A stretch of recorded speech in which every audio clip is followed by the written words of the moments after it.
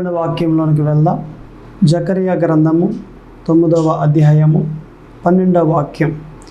బంధకములలో పడియుండియు నిరీక్షణ గలవారలారా మీ కోటను మరలా ప్రవేశించుడి. ఈ వాక్యాన్ని బట్టి ప్రార్థన చేసుకుని వాక్య జ్ఞానంలోనికి వెళ్దాం. దయచేసి ప్రతి ఒక్కరూ కూడా కళ్ళు మూసుకుని ప్రార్థనలు ఏకీభించండి. ప్రార్థన. పరిశుద్ధుడా దేవా తండ్రి, ప్రభువా యేసు క్రీస్తు, అయ్యా ఇదిగో ప్రభువా, ప్రార్థన చేస్తూ ఉండగా మీ కృపాక్షేమములు మెండుగా కలగజేసి మీ కృపతో నింపి బలపరిచి నడిపింపచేయమని ప్రార్థిస్తూ ఉన్నాను తండ్రి. ఈ కొద్ది ప్రార్థన ఆలకింపచేయమని యేసు క్రీస్తు నామమున అడుగుచున్నాను తండ్రి, ఆమేన్. మరలా అదే చదువుకుందాం. చూడండి, జకరియా గ్రంథము 9వ అధ్యాయము 12వ వాక్యం.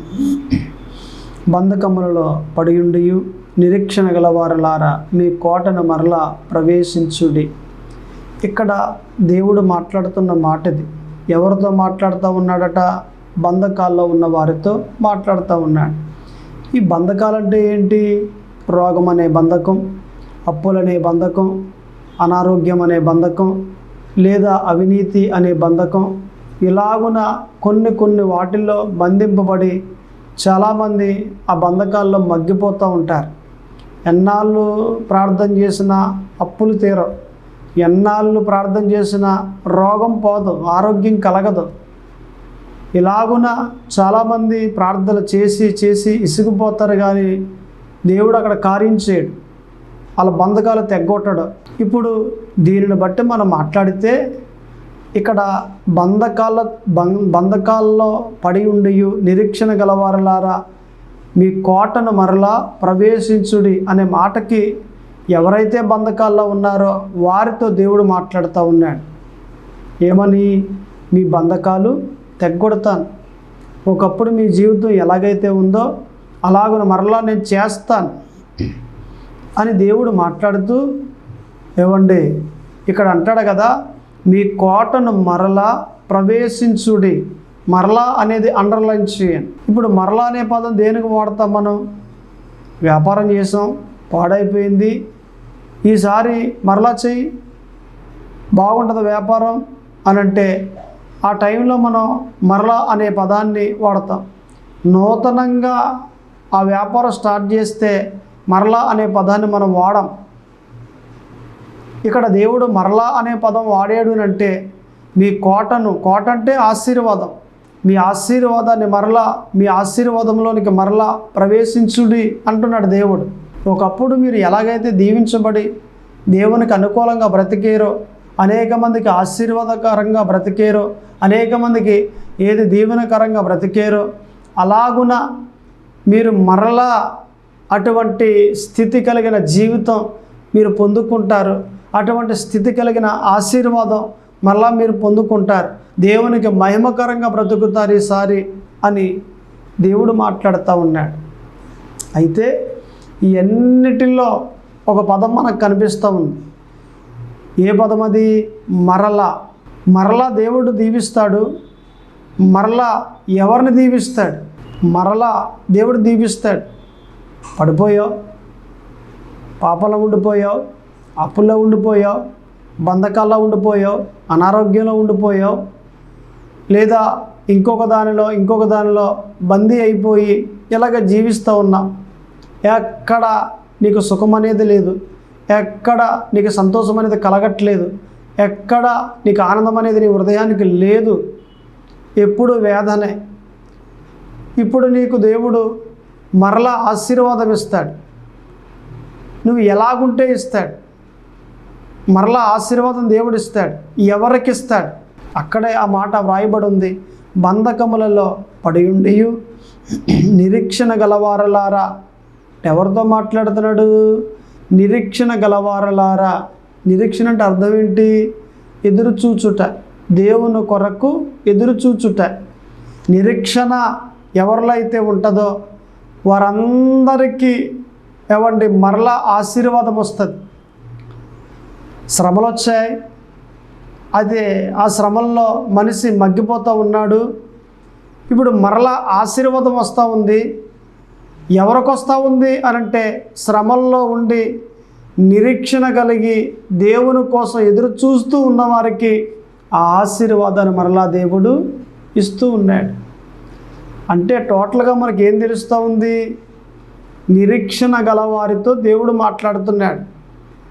అదేంటండి, బంధకాల్లో పడి ఉండి అన్నాడు కదా, అంటే బంధకాల్లో ఉన్నవారు అందరితో మాట్లాడుతున్నాడు కదా అని అంటే అందరితో కాదు, కొందరితోటే. నిరీక్షణ ఎవరిలో అయితే ఉందో వారితోటే దేవుడు మాట్లాడుతున్నాడు. బంధకాల్లో ఉండేది కేవలం క్రైస్తవులు మాత్రమే కాదు, లోకస్తులు కూడా బంధకాల్లో ఉంటారు.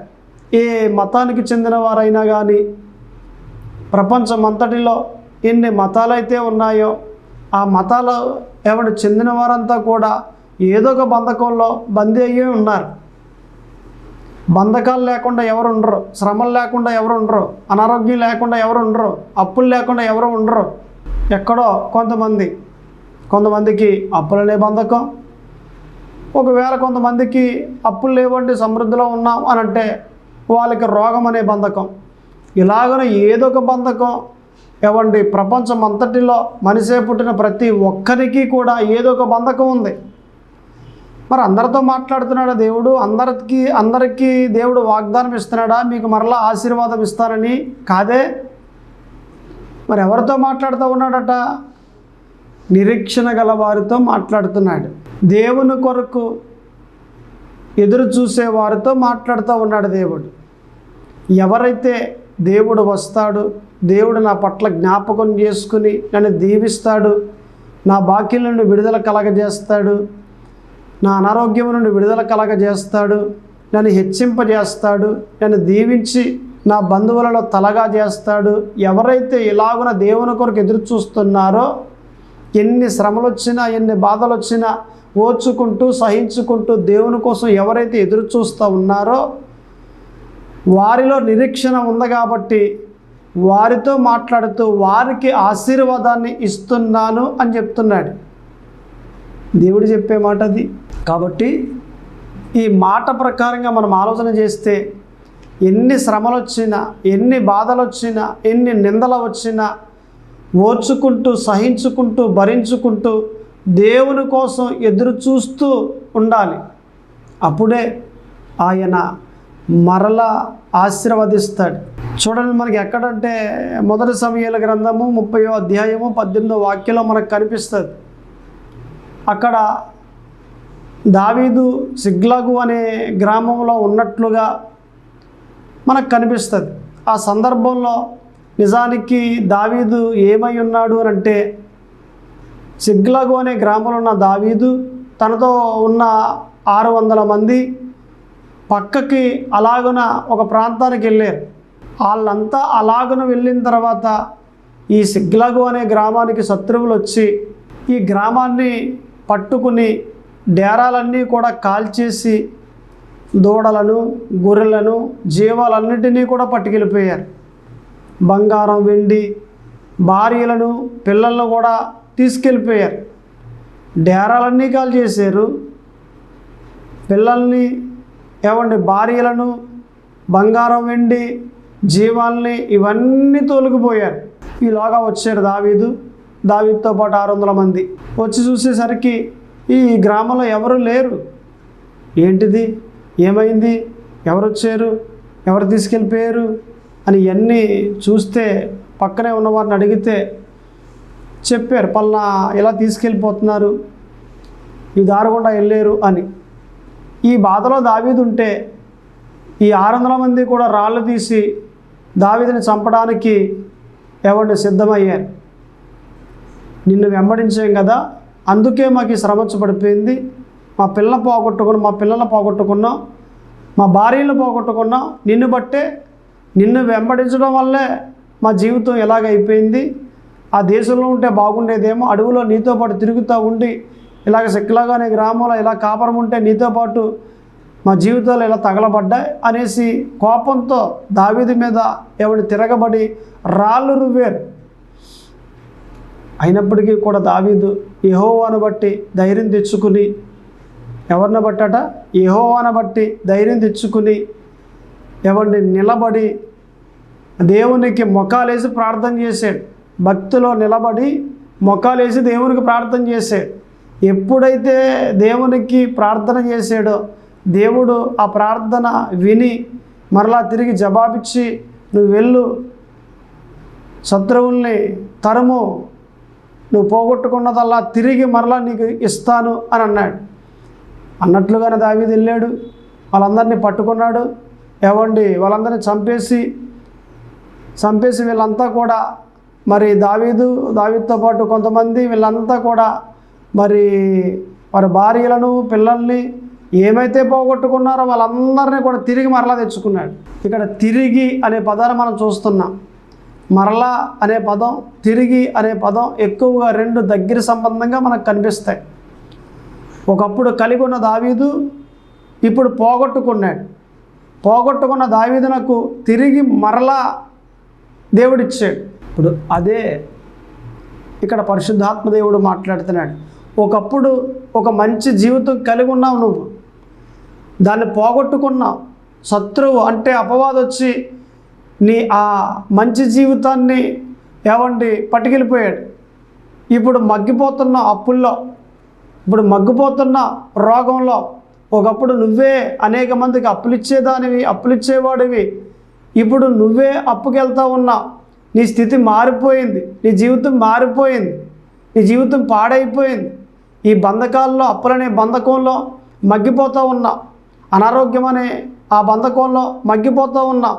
అనేక హాస్పిటల్కి తిరుగుతూ ఉండి, ట్యాబ్లెట్లు వేసుకుంటూ ఉండి, అనేక చోట్లకి తిరుగుతున్నప్పటికీ ఈ రోగం నీ నుండి బయటికి పోకుండా నిన్ను ఎక్కువగా బాధిస్తూ ఉందే. ఇందులో ఈ బంధకంలో బందీ అయిపోయి నువ్వు మగ్గిపోతూ ఉన్నావే. ఇప్పుడు దేవుడు చెప్తున్న మాట ఏంటో తెలుసా? నీకు మరల ఆశీర్వాదాన్ని ఇవ్వబోతున్నాను, నీవు కలుగున్న ఈ బంధకాలన్నీ కూడా తెగ్గొట్టేబోతున్నాను అంటున్నాడు దేవుడు. ఒక్కసారి గ్రహించు, ఒక్కసారి ఆలోచన చేయి. నీ దేవుడు నీ దగ్గరికి వచ్చేటప్పుడు నీతో మాట్లాడుతున్నాడా? ఆయన నీకు వాగ్దానం ఇచ్చాడు కదా, ఆ వాగ్దానాన్ని నెరవేర్చబోతున్నానని చెప్తున్నాడా ఆయన? అబ్రహాం దగ్గరికి వచ్చి దేవుడు అంటాడు కదా, అబ్రహామా వచ్చే సంవత్సరం అంటే వచ్చే ఏడాది మరలా నీ దగ్గరికి తిరిగి వస్తాను నేను అని అన్నాడు. వచ్చాడు దేవుడు సంవత్సరానికి. వచ్చి ఇస్సాకుని ఇచ్చాడు దేవుడు. ఇస్సాకుని ఇస్తాను అని వాగ్దానం చేసిన 25 సంవత్సరాలకి దేవుడు వచ్చే సంవత్సరం మరలా వచ్చి నీకు అబ్బాయిని ఇస్తానని చెప్పాడు. అంటే ఇచ్చే ముందర ఇస్తాను అని చెప్పించాడు. ఇప్పుడు కూడా ఒకప్పుడు నీకు వాగ్దానం చేశాడు కదా దేవుడు, ఆ వాగ్దానాన్ని నీకు ఇస్తాను అని చెప్తున్నాడు. ఇక రాబోయే దినాల్లో ఇచ్చేస్తాడు ఆయన. ఇజ్రాయేలీలు కూడా వాగ్దాన దేశంలోకి వస్తూ ఉన్నప్పుడు 3 రోజుల ముందర దేవుడు వారితో మాట్లాడి, ఇజ్రాయేలీలు నాయకులతో దేవుడు మాట్లాడి, ఇదిగో మిమ్మల్ని నేను వాగ్దాన దేశంలోనికి తీసుకెళ్తా ఉన్నాను, మీరు సిద్ధపడండి అని దేవుడు చెప్పాడు. అంటే 3 రోజుల ముందర దేవుడు వారికి చెప్పాడు. సంవత్సరం ముందర అబ్రహాముకు చెప్పాడు దేవుడు. ఇప్పుడు మీకు చెప్తూ ఉన్నాడు. కొన్ని రోజులలో దేవుడు మిమ్మల్ని వాగ్దానంలోనికి తీసుకెళ్తూ ఉన్నాడు. కొంతకాలం, కొంత సమయం ఉంది.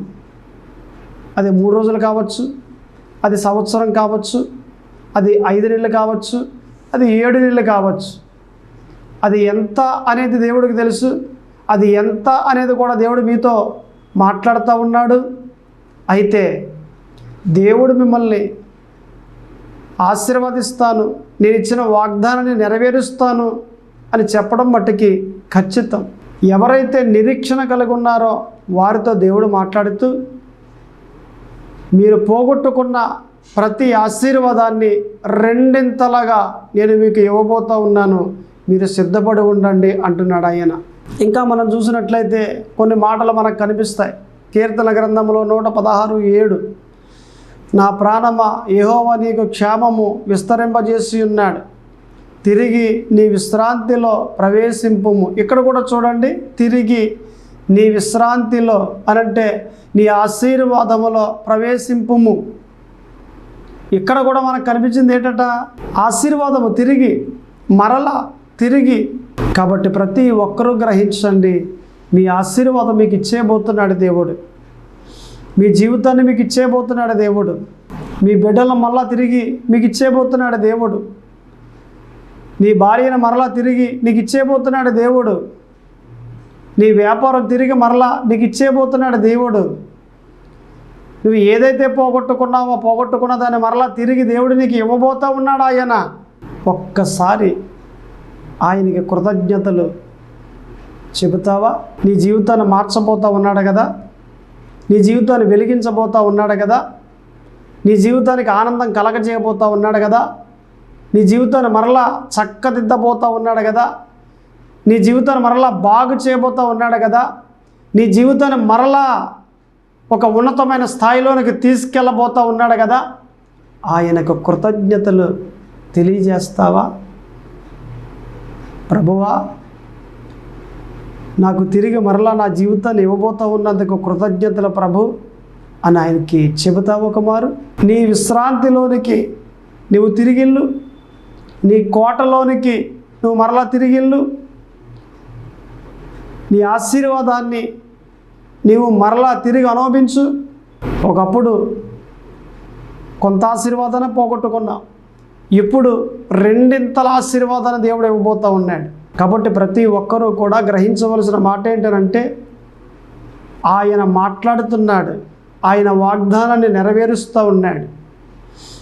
ఇంకా మనం చూసినట్లయితే ఇక్కడ మనకు కనిపిస్తుంది 1 సమూయేలు గ్రంథము 30వ అధ్యాయము 18వ వాక్యం. ఇక్కడ కూడా మనకి తిరిగి తెచ్చుకొనెను దావీదు అనే మాట మనం చూస్తాం. ఇలాగున అనేక చోట్లలో బైబిల్లో మనకి అనేక వాక్యాలలో మనకి ఈ మాట కనిపిస్తూ ఉంటుంది. మీరు మరలా దీవించబడతారు, మీరు మరలా తిరిగి పొందుకుంటారు, మీరు మరలా తిరిగి తెచ్చుకుంటారు. ఇటువంటి పదాలు మనకు బైబిల్లో కనిపిస్తాయి. కాబట్టి మనమంతా కూడా గ్రహించిన వారై దేవుడు మరలా దీవిస్తున్నాడు అని మనం తెలుసుకుని దేవుని దగ్గర కృతజ్ఞత కలిగి జీవించే వారిగా ఉంటే ఇది మనకి ఎంతో మేలు. మన బంధకాలన్నీ కూడా దేవుడు తెగ్గొట్టి మనకు ఆశీర్వాదాన్ని దేవుడు ఇవ్వబోతూ ఉన్నాడు. ఒక ప్రాంతంలో గొర్రెల కాపరి గొర్రెలు మేపుకుంటూ అడవిలోనికి వెళ్ళాడు. ద సేమ్ టైం పందుల కాపరి కూడా పందులు మేపుకుంటూ వెళ్ళాడు.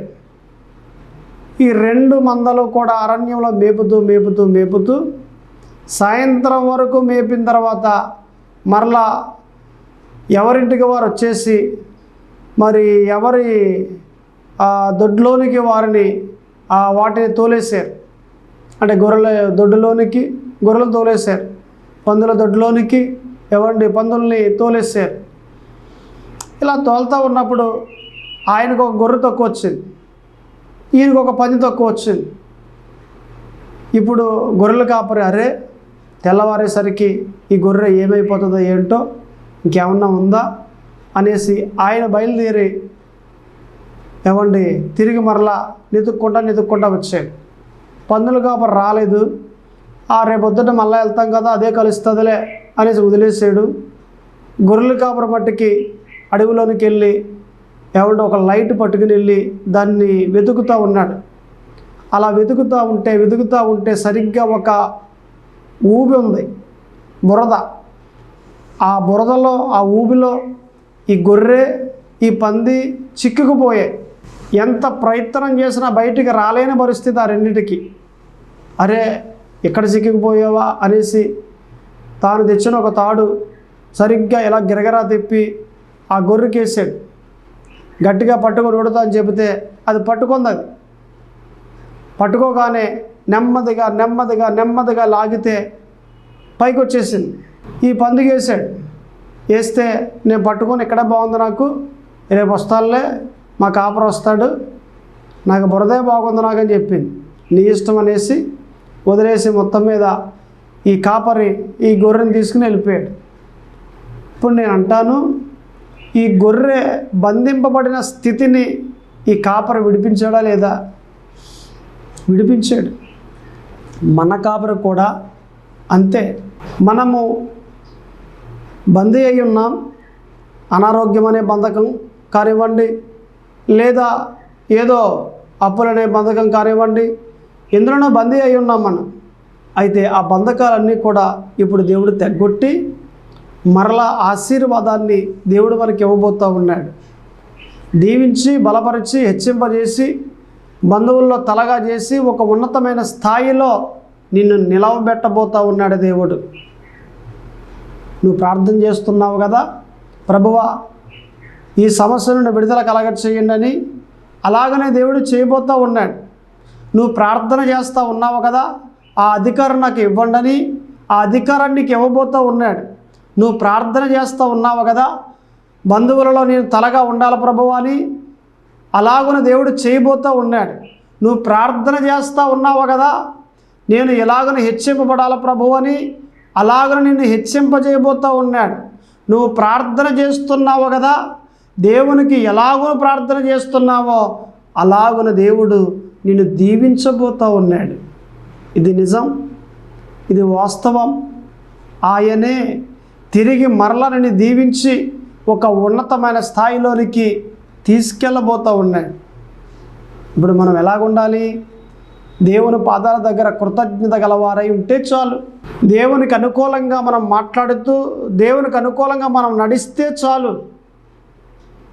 నిన్ను జ్ఞాపకం చేసుకున్న దేవుడు నిన్ను బాగు చేసి ఒక స్థాయిలో నిలబెడతాడు ఆయన. కాబట్టి దయచేసి ప్రతి ఒక్కరూ కూడా దేవుని మాట ప్రకారంగా నడవండి. ఇక్కడ వాక్యం అంటుంది, బంధకములలో పడియుండియు నిరీక్షణ గల వారలారా మీ కోటను మరలా ప్రవేశించుడి. మీలో నిరీక్షణ ఉందా? మీతోటే మాట్లాడుతున్నాడు దేవుడు. దేవుని కోసం ఎదురు చూస్తున్నారా? మీతోటే మాట్లాడుతున్నాడు. నేను కోల్పోయినయ్యా, బిడ్డను కోల్పోయాను నేను, లేకపోతే భార్యను కోల్పోయాను నేను, నా జీవితం బాగోలేదు, నా జీవితం ఇలాగ అయిపోయింది, అప్పుల్లో ఉండిపోయాను, డబ్బంతా కోల్పోయాను నేను, నా ఇంటిని కోల్పోయానయ్యా, నా పొలం అమ్మేసుకున్నాను, పొలాన్ని కోల్పోయానయ్యా, నా జీవితంలో ఎన్నో కోల్పోయాను అని దేవునికి ప్రార్థన చేస్తూ ఉన్నావు కదా. నీవు కోల్పోయిన ప్రతి దాన్ని కూడా రెండింతలుగా దేవుడు నీకు ఇస్తూ ఉన్నాడు. ఈసారి రెండింతలుగా దేవుడు నీకు ఇస్తూ ఉన్నాడు. ఇప్పుడు ఆ రోజులు ముందరే ఉన్నాయి, ఆ రోజులు దగ్గరగా ఉన్నాయి, ఆ రోజుల్లోనికి నువ్వు వెళ్ళిపోతూ ఉన్నావు. ఆ రోజులు నీ కోసం ఎదురు చూస్తున్నాయి. ఆ రోజులు నీ జీవితంలోనికి రాగానే, ఆ రోజుల్లోనికి నువ్వు అడుగు పెట్టగానే ఆనందకరమైన జీవితం నువ్వు అనుభవిస్తావు, సమృద్ధికరమైన జీవితం నువ్వు అనుభవిస్తావు, సంతోషకరమైన జీవితం నువ్వు అనుభవిస్తావు, అనేక మందికి దీవెనకరంగా ఉండే జీవితాన్ని నువ్వు అనుభవిస్తావు, దేవునికి మహిమకరంగా ఉండే జీవితాన్ని నువ్వు అనుభవిస్తావు. అటువంటి జీవితాన్ని నువ్వు పొందుకోబోతున్నా. దేవుడే నీకు చెప్తున్నాడు, నేను నీకు ఇవ్వబోతున్నాను అని. కాబట్టి నువ్వేం చేయాలి అంటే కృతజ్ఞత కలిగి ఉండు. ఏం కలిగి ఉండాలట? కృతజ్ఞత కలిగి ఉండు, అంతే చాలు. కృతజ్ఞత లేకుండా ఉండడానికి వీల్లే. దేవుడు కార్యం చేశాడంటే ఆ కార్యాన్ని పొందుకున్న మనము కృతజ్ఞత కలిగి ఉండాలి. ఆయన దగ్గర ఎప్పుడైతే కృతజ్ఞత కలిగి ఉంటామో మన జీవితాలు అంతకంతకు బాగుపడతాయి, కానీ ఎక్కడ పాడైపోవు.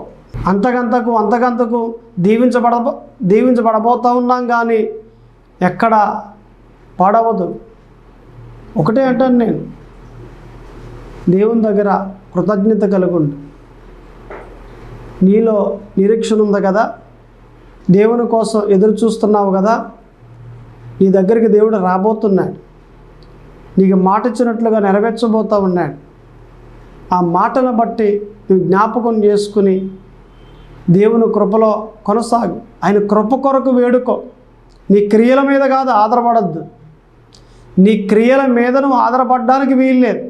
నేను ప్రార్థన చేస్తున్నాను కదండి, కాబట్టి ఖచ్చితంగా దీవించబడతాను, నేను దేవునికి దశంభాగం ఇస్తున్నాను కదండి, నేను ఖచ్చితంగా దీవించబడతాను, లేదా నేను ఉపవాసాలు చేస్తున్నాను కదండి, నేను ఖచ్చితంగా దీవించబడతాను. ఇది మన క్రియల మీద ఆధారపడ్డాం.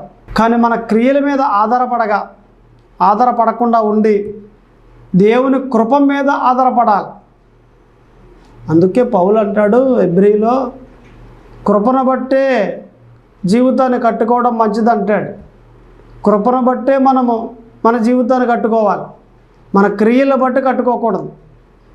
ఓకే, ప్రార్థన చేస్తే ప్రతిఫలం వస్తుంది. ప్రతిఫలం వేరు, కృప వేరు. ఏది ఉపవాసం చేస్తే ప్రతిఫలం వస్తుంది, ప్రతిఫలం వేరు, కృప వేరు. లేదా ఇంకొకటి దేవునికి కానుకలు, దశంభాగము లేక నమ్మకంగా ఉండటం, ఏదైనా ప్రతిఫలం వస్తుంది. ప్రతిఫలం వేరు, కృప వేరు. ప్రతిఫలం రూపాయికి రూపాయి వస్తుంది, కృప రూపాయికి రూపాయి కాదు, లెక్క పెట్టలేనంత. అది కృప అంటారు. ఏది నీకు కావాలి? ప్రతిఫలం కావాలా, కృప కావాలా? కృప అయితే నీ జీవితం దీవించబడి అనేక మందికి ఆశీర్వాదంగా ఉంటుంది. ఆయన కృప నేను నిలవబెట్టి ఒక ఉన్నతమైన స్థాయిలోనికి తీసుకుని వెళ్తుంది. ఆయన కృపను వేడుకో ఈ టైంలో. అందుకే మోసే అంటాడు కదా ఇజ్రాయేల్ ప్రజలతో, మిమ్మల్ని వాగ్దాన దేశంలోనికి దేవుడు తీసుకెళ్తా ఉన్నాడు, మీరు చేసిన కార్యాల బట్టి కాదు సుమా, ఆయన కృపను బట్టి అని మీరు తెలుసుకోండి అని చెప్పాడు. రూఢీగా ఈ మోసే ఇజ్రాయేల్ ప్రజలకు చెప్పాడు. మరి ఆ మాట మనకే కూడా మరి చెందుద్దు కదా. ఈరోజు చదువుతూ ఉంటే పరిశుద్ధాత్మ దేవుడు మనకి బోధిస్తూ ఉంటే మనకి కూడా అవసరం కదా ఆ మాట. కృపను బట్టి వాగ్దానంలోకి వెళ్తూ ఉన్నా, కృపను బట్టియే, కేవలం ఆయన కృపను బట్టియే. కాబట్టి దయచేసి అందరూ కూడా మరి ఇలాగున మీరు అర్థం చేసుకున్న వారై ఉండి కృపను బట్టి జీవితం కట్టుకోవాలని పరిశుద్ధాత్మ దేవుడు తెలియజేస్తూ ఉన్నాడు. దేవుడు మీకు ఆశీర్వాదం ఇవ్వబోతూ ఉన్నాడు, వాగ్దానంలోకి తీసుకెళ్ళబోతూ ఉన్నాడు. మీరు సిద్ధపడి ఉండండి, నిరీక్షణ కలిగి ఉండండి, అంతే చాలు అని దేవుడు మీకు తెలియజేస్తూ ఉన్నాడు. ప్రార్థన చేసుకుందాం. కళ్ళు మూసుకోండి. ప్రార్థన. పరిశుద్ధుడా దేవ తండ్రి, ప్రభువా యేసుక్రీస్తు అయ్యా, ఇదిగో ప్రభువా, ప్రార్థన చేస్తూ ఉండగా మీ కృపాక్షేమములు మెండుగా కలగజేసి బలపరిచి నడిపింపచేయండి. మీ దీవెన ఆశీర్వాదములు మెండుగా కలగచేయండి. ఇదిగో ఈ వాక్యాన్ని ఎందరైతే విన్నారో విన్న ప్రతి ఒక్కరిని దీవించండి, బలపరచండి ప్రభువా. వారు ఏ సమస్యలో ఉండి బాధింపబడుతూ ఉన్నారో ఆ సమస్యల నుండి విడుదల కలగచేయండి. ప్రతి బంధకాన్ని తెగ్గొట్టండి ప్రభువా. అప్పుల నుండి విడుదల కలగచేయండి, కరువు నుండి విడుదల కలగచేయండి, సమృద్ధి కలగచేయండి. అలాగునే ఎందులో బందీ అయి ఉన్నారో, అనారోగ్యంలో బందీ అయి ఉన్నారా, ఎందులో బందీ అయి ఉన్నారో ఆ బందీ స్థానం నుండి విడుదల కలగజేసి ఒక ఉన్నతమైన స్థాయిలోనికి వీరిని తీసుకెళ్ళమని ప్రార్థిస్తూ ఉన్నాను ప్రభువ.